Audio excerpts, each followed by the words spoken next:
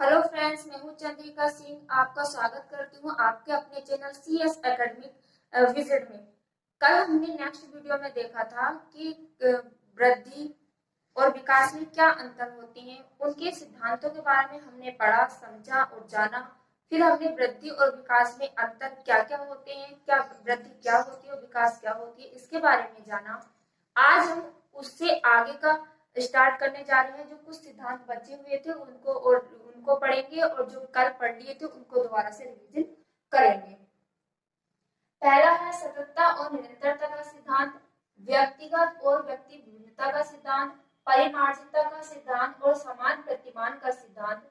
ये चार हमने कल नेक्स्ट वीडियो में पढ़ लिए थे, लेकिन एक बार और फिर दोबारा से इसको रिवाइज कर लेते हैं। सततता या निरंतरता का सिद्धांत क्या है? विकास में ये सारी ग्रोथ के साथ साथ जो हमारे वातावरण से जो हमें लगातार मिलता रहता है उसको हम सततता का सिद्धांत या निरंतरता का सिद्धांत कहते हैं। दूसरा है हमारा व्यक्तिगत विभिन्नता का सिद्धांत। व्यक्ति या व्यक्तिगत विभिन्नता, दो व्यक्ति हैं, उन दो व्यक्तियों में कुछ तो विभिन्नता होगी, चाहे आप शैक्षिक स्तर से देख लीजिए या शारीरिक स्तर से, किसी भी स्तर से आप देखोगे उन दो व्यक्तियों में सेम इक्वल कोई चीज नहीं होगी, उनमें कुछ ना कुछ विभिन्नता अवश्य पाई जाएगी, इसलिए कहते हैं व्यक्तिगत विभिन्नता का सिद्धांत। तीसरा है हमारा परिमार्जितता का सिद्धांत।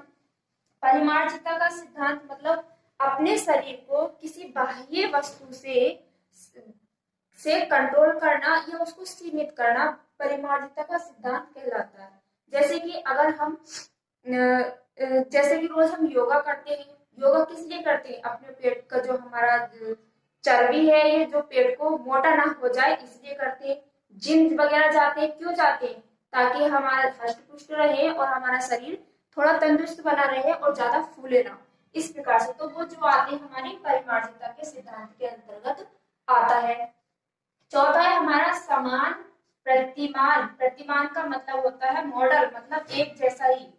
प्रतिमान मॉडल का सिद्धांत इससे तात्पर्य होता है कि जैसे व्यक्ति है तो व्यक्ति का ही दूसरा रूप व्यक्ति ही होगा, ना कि कोई जानवर। जैसे कि मनुष्य का बच्चा मनुष्य ही होगा और जानवर का बच्चा जानवर ही होगा, पक्षी का बच्चा पक्षी ही बनेगा या पैदा होगा, या और बहुत सारे एग्जाम्पल जो आपने, सांप का बच्चा सांप ही पैदा होगा, ना कि इंसान या पक्षी।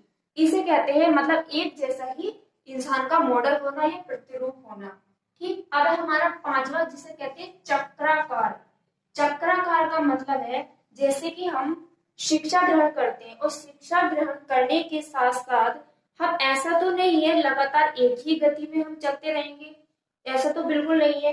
जैसे कि हमने इस वक्त जो शिक्षा की गति ली, मतलब हम पढ़े बैठे तो उस टाइम पे हमारा जोश और लेवल कुछ तेज होता है, लेकिन जैसे समय धीरे धीरे बीतता चला जाता है तो हमारा लेवल धीरे धीरे घटता चला जाता है। तो इसी को हम चक्राकार का सिद्धांत कहते हैं। जैसे कि अगर हमने स्टार्ट किया पढ़ना तो सबसे शुरुआत में हमारे अंदर जोश भी रहेगा और उसे पढ़ने की लगन भी रहेगी, लेकिन जैसे समय समय बीतता है तो धीरे धीरे गिरते चले जाते, डाउन होते चले जाते, फिर उठते चले जाते, फिर गिरते चले जाते। मतलब इस तरह की जो क्रिया होती है इसको क्या कहते हैं? हम चक्राकार क्रिया कहा जाता है। ये हमारा चक्राकार सिद्धांत के अंतर्गत आता है। अब हमारा आता है छठा, जिसे कहते हैं समन्वय का सिद्धांत।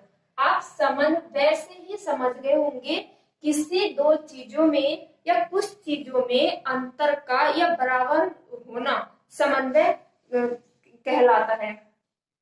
अब समन्वय किस चीज का? यहाँ पे हमने शारीरिक और मानसिक स्तर से देख लीजिए। जैसे कि व्यक्ति शारीरिक और मानसिक दोनों स्तरों से अगर वो अपने बीच संबंध स्थापित कर लेता है या बराबर इक्वलिटी स्थापित कर लेता है, वो हमारा समन्वय का सिद्धांत हो जाता है। जैसे कि फॉर एग्जाम्पल के थ्रू अब मान लीजिए अगर कोई बच्चा 21 साल का है तो वो जिस साल में है उसी ईयर की जो नॉलेज उसे होनी चाहिए शैक्षिक स्तर से या ज्ञान होना चाहिए वो उसी लेवल का हो, तो उसे कहते हैं हम समन्वय का सिद्धांत। अब आता है हमारा सातवां निश्चित पूर्व कथनीय सिद्धांत। इसके अंतर्गत हमारे दो सिद्धांत आते हैं।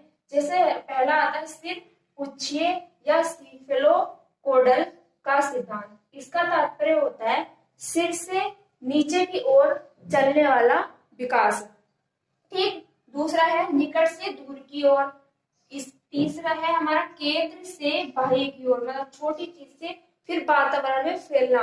या जैसे कि एक एग्जाम्पल के साथ है, इंसान घर में बच्चा परिवार में रहता है, परिवार से जब वो समाज में जाता है तो बात समाज में बहुत सारी चीजें उसको देखने सुनने से संबंधित हो, और बहुत समाज में रहना उठना बैठना किस तरह का होता है वो सब कुछ सीख जाता है। तो बाहरी वातावरण, इसमें है सामान्य और विशिष्ट, मतलब थोड़ा जो हमारा है तो है नेक नॉलेज, और उससे ज्यादा और अच्छा मिल जाए तो विशिष्ट की ओर सिद्धांत के अंतर्गत आता है। आठवां है हमारा वातावरण और वंशानुक्रम की अंतःक्रिया। वातावरण का संबंध है हमारे समाज से या हमारे परिवार से, के आसपास के माहौल से, और जब वो स्कूल में आता है उससे, बहुत सारे वातावरण के अंतर्गत आते हैं। वंशानुक्रम का मतलब ये है कि जैसे कोई आदत दादाजी के अंदर है, दादाजी से के अंदर से फिर वो बेटे में आई, बेटे से फिर लड़के में आई, फिर बच्चे में आई, इस तरह का जो वंशानुक्रम चलता रहता है। अंत वंशानुक्रम के संबंध में क्या होता है, हमारी अंतःक्रिया जो होती है वो होता है हमारा विकास का सिद्धांत।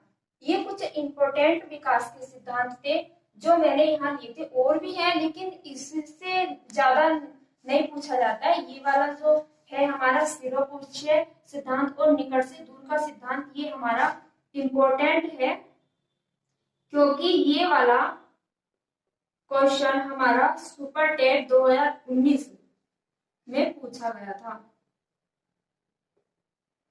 2019 में आया हुआ क्वेश्चन है हमारा ये। अब हमने सिद्धांत तो पढ़ लिए, विकास के सिद्धांत भी पढ़ लिए, विकास और वृद्धि में अंतर भी पढ़ लिया, उसको प्रभावित करने वाले कारक बचे हुए, आज उसको भी देख लेते हैं। विकास को प्रभावित करने वाले कारक, अभी इससे पहले कारकों को पढ़ने से पहले एक बात और जान लेना चाहिए कि विकास हमारे दो पक्षों में होता है, या तो वो नकारात्मक होगा या वो सकारात्मक होगा। ये डिपेंड करता है उस समय की स्थिति को देखकर या उस बच्चे के गुणों को देखकर कि उस बच्चे में किस प्रकार का विकास है, क्या सकारात्मक विकास है या नकारात्मक। बस इन चीजों को जो प्रभावित करते हैं वो कौन कौन से हैं इसको देख लेते हैं। सबसे पहले वंशानुक्रम। वंशानुक्रम का मैंने अभी बताया कि जन्म पीढ़ी दर पीढ़ी चलने वाला जो विचार होते हैं या जो आदतें होती हैं कुछ, वो वंशानुक्रम के अंतर्गत आती हैं। दूसरा है वातावरण। वातावरण से हम समझ सकते हो परिवार से निकलकर जब बच्चा बाहर जाता है, समाज में जाए, विद्यालय में जाए या आसपास के जो भी वातावरण उसमें जाए तो जो सीखता है वो उससे प्रभावित होने वाला होता है। तीसरी होती है हमारी बुद्धि, चौथा होता है हमारा रोग, और पांचवा आता है हमारा समाज।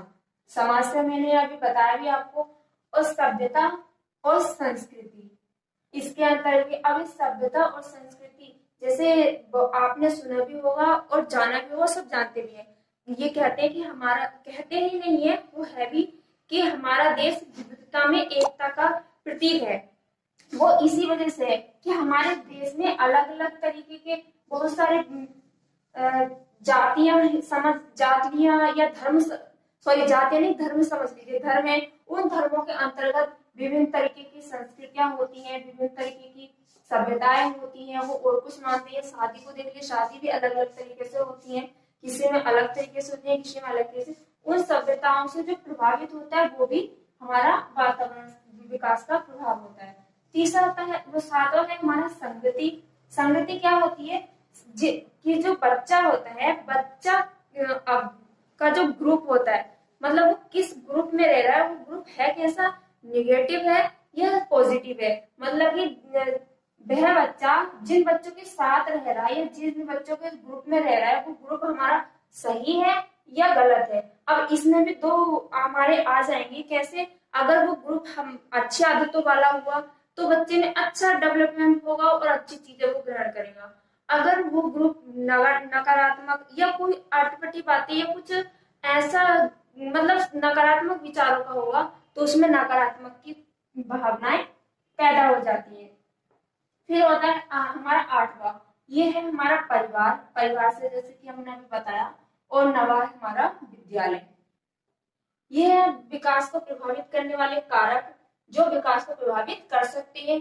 अब हमें ये देखना है कि ये जो कारक हैं ये बच्चे के अनुसार हैं कि बच्चे में कैसा किस प्रकार का पड़ा हुआ है, सकारात्मक प्रभाव पड़ा है या नकारात्मक, ये उस पर आधारित देख करके देखेंगे हम।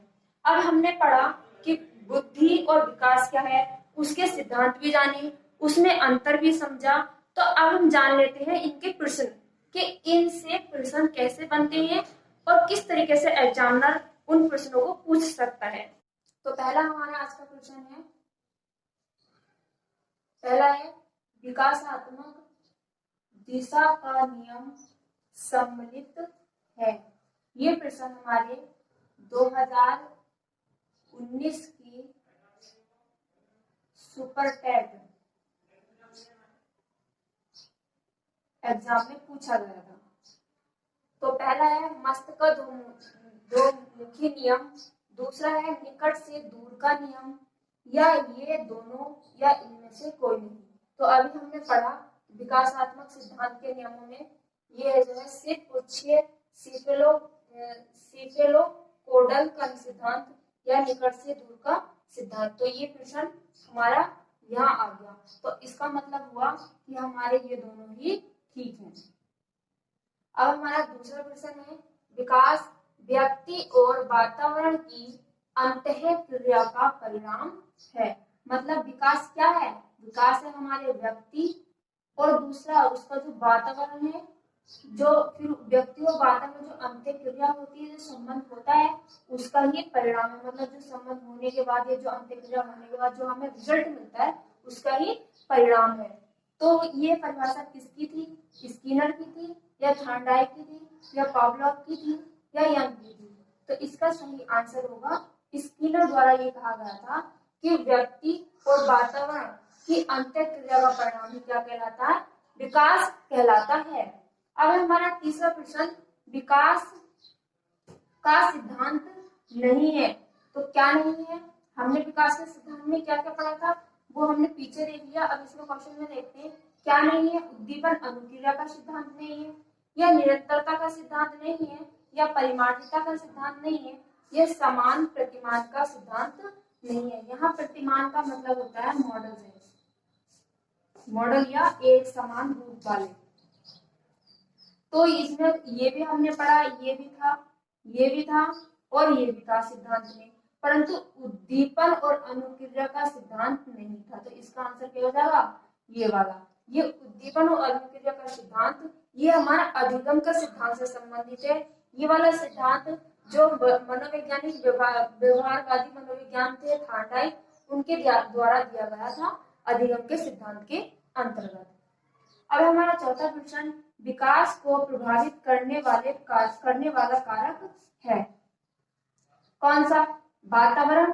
जी हाँ, वातावरण हमारे विकास को प्रभावित करता है।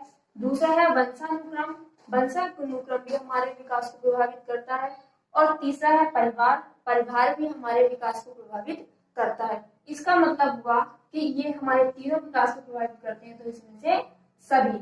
अब हमारा चौथा प्रश्न बना वृद्धि और विकास का जो प्रथम चरण है, इसका मतलब है जो वृद्धि है और जो विकास है, इन दोनों का जो मुख्य बिंदु है कहाँ से शुरू हुए, कौन सा पॉइंट था जहां से शुरू हुए, जहां से इनका स्टार्टिंग हुई वो क्या था, उसका प्रथम चरण बताना है। मतलब इन दोनों का जो प्रथम चरण है, ये दोनों कहाँ से इन्होंने शुरुआत की चलने की, तो वो क्या है। क्या नैतिकता का विकास है, नहीं, हम नहीं कह सकते कि नैतिकता का विकास कैसे कि जब बच्चा जन्म लेता है क्या उसमें एकदम नैतिकता आ जाती है, क्या एकदम नैतिकता का विकास हो जाता है, हम कहेंगे नहीं, इसमें एकदम नैतिकता का विकास नहीं होता। तीसरा है हमारा सामाजिक विकास। इसमें ये है कि जब बच्चा जन्म लेता है तो क्या वो एकदम समाज में आ जाता है, क्या वो समाज को एकदम समझने लगता है, इसका भी इतना हमारा नहीं होगा। फिर होता है चौथा हमारा मानसिक विकास। इसका भी यही होगा कि जब बच्चा एकदम जन्म लेने के बाद क्या वो अपने मस्तिष्क से अपने दिमाग का यूज करता है, नहीं करता, ना ही वो हर चीज ये जान पाता कि वो अपने मस्तिष्क को यूज करना ही नहीं जानता, कि वो जब जैसे ही जन्म लेगा कि वो एकदम मस्तिष्क को प्रयोग करने लगेगा या अपने मानसिक स्तर को जानने लगेगा। ये इनमें से कोई नहीं है। लेकिन हाँ, हम ये कह सकते हैं कि जो शारीरिक विकास है, इस शारीरिक विकास के साथ साथ हमारा विकास भी शुरू हो जाता है। हमने बताया ना कि विकास और वृद्धि एक दूसरे के पूरक है। विकास ही वृद्धि, जो वृद्धि है ये वृद्धि विकास का ही एक हिस्सा है। तो इनका जो मुख्य पॉइंट है जहां से शुरू होते हैं वो होते हैं शारीरिक विकास से। तो इसका आंसर कौन सा होगा? शारीरिक विकास। दोस्तों आज की वीडियो में बस इतना ही। मिलते हैं नेक्स्ट वीडियो में। इस विकास की अवस्थाओं के बारे में जानेंगे, उसमें किन किन मनोवैज्ञानिकों ने विकास की अवस्थाओं को कितने कितने भागों में बांटा और किस प्रकार से बांटा। इस वीडियो को आगे देखें, उस वीडियो में देखेंगे। अगर वीडियो आपको थोड़ा भी हेल्पफुल